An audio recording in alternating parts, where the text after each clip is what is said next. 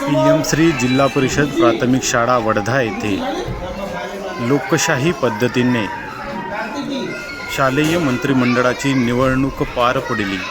यामध्ये 6 पदांसाठी निवडणूक घेण्यात आली। त्यासाठी 6 कंपार्टमेंट तयार करून त्यामध्ये 6 मोबाईल हे बॅलेट म्हणून ठेवण्यात आलेले होते आणि एका मोबाईलला ती 6ही मोबाईल बॅलेट हे युनिट कंट्रोलला जोडून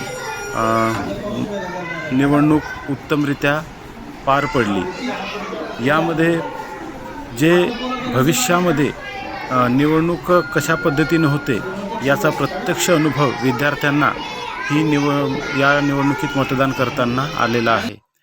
एक खेडीमेडीच्या वातावरणात आपल्या आवडीच्या उमेदवाराला मतदान करताना एक वेगळा उत्साह त्यांच्या चेहऱ्यावर दिसून येत होता।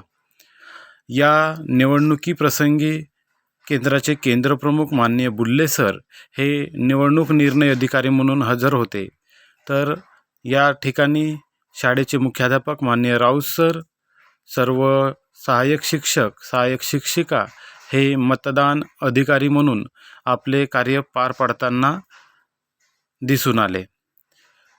निवडणुकीनंतर लगेच जे विजयी उमेदवार होते त्या विद्यार्थ्यांना पुष्पगुच्छ देऊन त्यांचं गौरव करण्यात आला।